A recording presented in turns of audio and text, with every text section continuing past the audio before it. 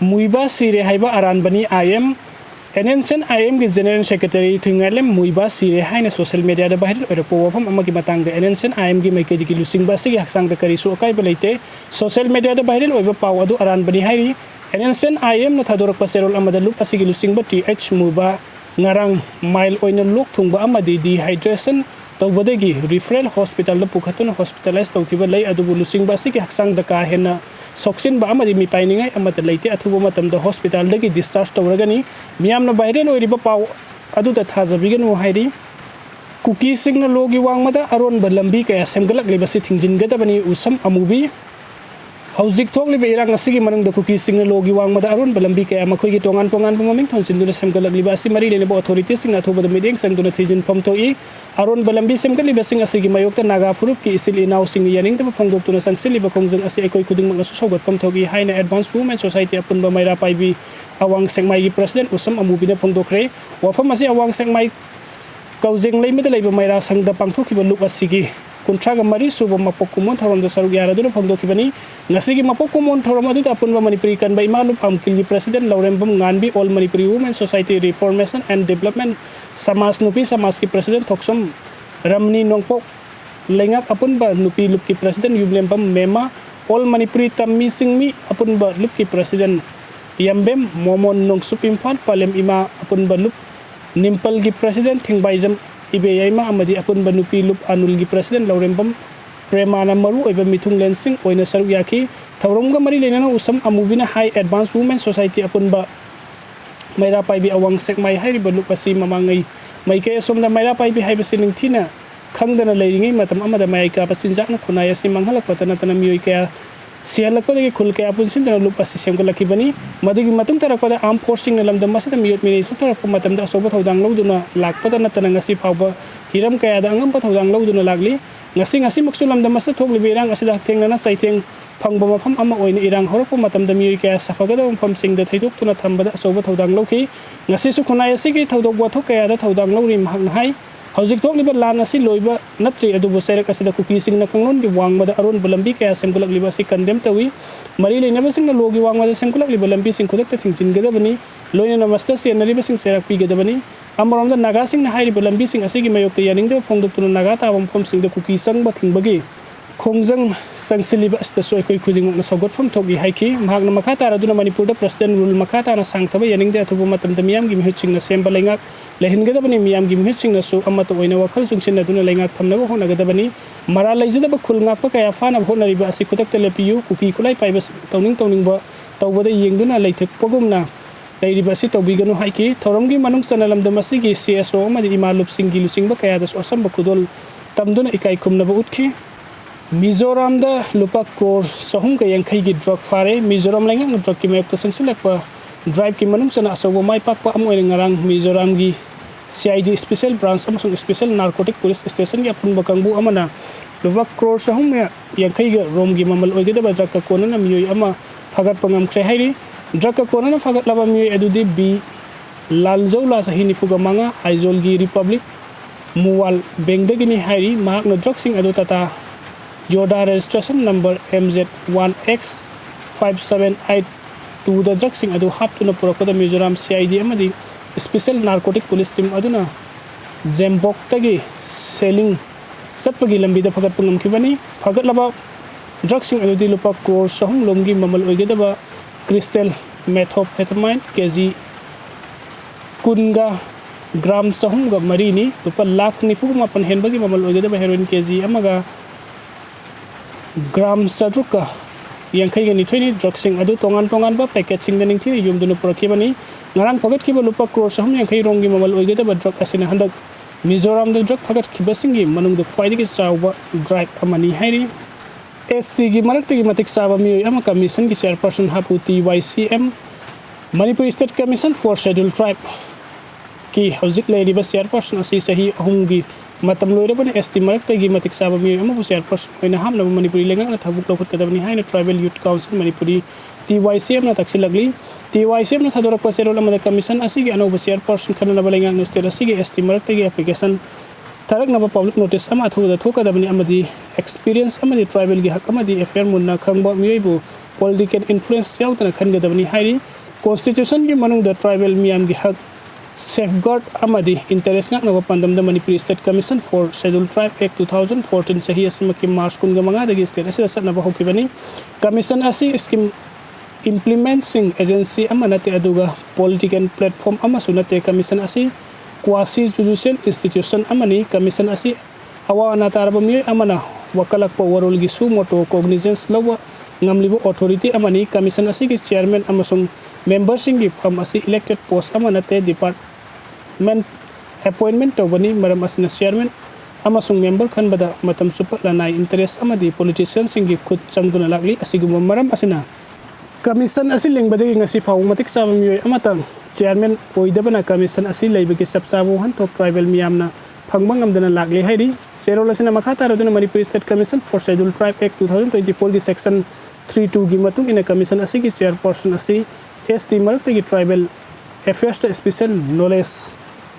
leiraba mioi amabu state government na nominate tawgadabani hairi laglibu wahang di ST maratagi application invite tawdana mataw karamna tribal affairs special knowledge leire haina lengak lepage maram asina pharmacy gi damak open invitation for application tawba haibasi yamna tangai phade mathaki wafam asi yenglaga lengak commission asi ke anobu chairperson khanabu open application invitation ST maratagi kawraga matik sabam mioi political influence yaudana transparency laina khanbiu haina su TYCM na lenga ke pung sinsilakli sima sahani gi mihat ki sarsit thakat pidra JSC Jun kunga mathoi ke hingnung yaidam mihat thina halam ki Imphal East ke kaikhu muslim maning lekai digi sima sahani kaubi angalwadi worker amagi mihat ke mari lenana porompat police na sarsit thagat pidre haina misi asi ke mari lenana sem ki JSC na pen daba phongdoragli hiram asi ke mari lenana ngasi nongtil Major Khulde laiba Manipur Press Club ta pamising unaba ma JSC asi ko convener MD Wahidur Rahman na hai sima sahani kaubi angalwadi worker amu mahakima puroi bana hatkibagi matang da porompat police na sarsit thagat taba yaning de athubu matam da sarsit thagat piduna misi asi ga sumbu well phanganduna miyar asi gi senari ba laikhi drabi nupi asi gi mapuroi ba MD Mujibur Rahman bu mapunsi supa kaisum sangda thambiu sahi asi gi hauki ba jun kunga mathoi gi hing yaidam hakima puroi bana thangna lenduna hatkibani miyar asi ga mari lena sima sahani gi mapuroi ba MD Mujibur Rahman hauzik kaisum sangda leiri adubu miyar asi ga mari lena porompat police ki maike degi kari gu mofam amata khangandana leiba leibakthi bari masi tanatana ngasi faw sarsit thagataduna leiri maram aduna police ki maike degi athubada sarsit thagat pibaga loinana mihat asida senari ba MD Mujibur Rahman amadi atai miyo sing phaduna logi oibo wel chathabiu maral leiba sing mapunsi supa kaisum sangda thambiu JSC na talibu waka sing asigi thabak to onthok trobadi lamdam asda leiriba lup singga pullaga makha kaya gi khongdum singsilagani hairi Manipur da constitutional challenge kaya mayuk nariba state ama oiri ke Megasandra AICC na sinduna ngasi Delhi gi Bigyan Bhavan da Religion and the Constitution guideline haibas da pangthokiba ani suba conclave ta wangang laduna MPCC gi president kaisa Megasandra na Manipur sing sagi thodok wathok na thalaba constitutional challenge kaya mayuk na bulamdam ama oiri haina phongdokre ke Megasandra na makha taradun hai Manipur da kumja 2023 gi May 3 dagi thorakiba ethnic violence na maram oiduna mioi lising humpu mayum thadok tuna relief camp sing da laljena duna leiri IDP sing sahi ani helaba matam asda relief camp da wa pa kaya mayuk na duna leiri aduga karamba matam da masa masagi mayum da hanjin gadage haibasu tambangam da pibam amada leiri haiba wafam tamki pangthok liba mifam asiga mari lenena kaisa Megasandra na Manipur si dharma ama khatana favor laiba state na tem mioi kanglup amadi furup amata bo asigumba dharma ama satkadabani haini ki han khangan bagi thamuk sataba leite Manipur dharma pumna amaga gi ikai khumnaba lamdam amani adubu laibak thibadi dharma bu political power paina bagi kulai ama oina seasonal ko asini ngasidi laisang amadi mox asi lai kurumpham oibek mohota political mobilization gi mafum ama oirokpogum tawri Manipur thokliba crisis asina searching sanamai amasung temple sing mai thaki dharma na maram oiduna community marakti yengthina ba hengat halli Constitution na piriba masin mana oibagi maripum nang Manipur da ngasi di collapse oire haiba wafam tamki religious harmony gi matang da paladuna ke Megasandra na hai secularism haiba si political amadi legal doctrine ama oina lobaga loina na hasingi marakta interfaith dialogue sing tawba community amana amagi mathakta saugada bu wafam sing wangang bagi thabak logi matung ina sabsana thingna ba honaba dharma ga mari lena wafam sing ngak senduna thamba darkar oi masigi mathakta maru oina Manipur da tongan badharma sapa community sing im sing saru yaba reconciliation commission ama semba matam oire haina phongdoki mahakna makha taraduna congress party ase secular da thajaba party amani party asena dharma pumnam puikai khumnai aikoina minority gi protection gi damakta lepi amadi secular india amagi damakta legal architecture amma aikoina semgatle aikoina dharma bu sakti gi damakta lana sina de masigi mohod dharma bu protest taunaba aikoina sakti sine haiba wafam tamki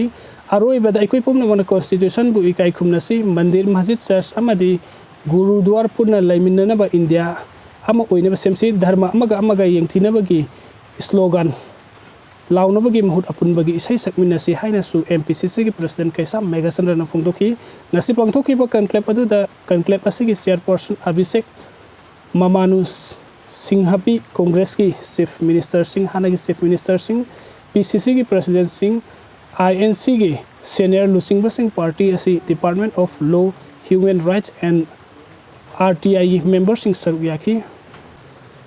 Jiribam ki nupi angang taru ki mihata senaba masu NIN Mizoram dagi fare Jiribam ki angang ahum yauna miyoi taru ki mihata maru oina senabani haiba miyoi ama NIN Assam ki manungsan baka sarta ki phakra matung mihat asida maru oina senaba ama su Mizoram ki konung aizol dagi phaba ngamkre hairi NIN faraba miyoi edudi Assam ki Kasar district ki manungsan ba Moinathol village tagi Lalrosang Mar Elias Rosang ni miyoi asi NIN hokkiba July 13 da aizol dagi phagat pangam khibani mangon dagi mobile phone sim card phagat pangam khibaga loinana mathau taba thabuk sing lokhatkre hairi mihat asiga mari lenna Mar community gi miyoi ani phagat khiba asina thodok asi Mar community sing sathabani haiba mayek sengle hairi amarom da Kuki NP general headquarter na thador paserol amana Jiribam mihat ka mari lenna Mar community gi miyoi ani fa khiba asi akan yaningdeba phongdoragli fakhiba miyoi ani misam ngaktani heragli NIA amasung Assam police ki apun batim amana Jiribam mihat ka mari lenna fare hairiba thangmillan amasung Lalrosang Mar ani asi Assam ki Kasar district ki manungsana leiba Moinathal village tagini makoi ani masin manawni nongmagi afang bathabuk suraga hingjaba misamni haina Kuki gi CSO sing asigi maikai dagi yaningdeba ulagli loina makoi da criminal gi oiba background amata leite Thanglin Lan Marna hi honba amadi Independent Church of India the elder oina leiba misakni makoi ani fakhiba asina misam miyam ka henba thawung sathai haibagi mayek laraba khudamni asiguma Kuki zo Mar community sing sathaba inhuman campaign asi khudak lep kadabani NIN fazin kraba makoi ani ma condition yaudana thadura kadabani hairi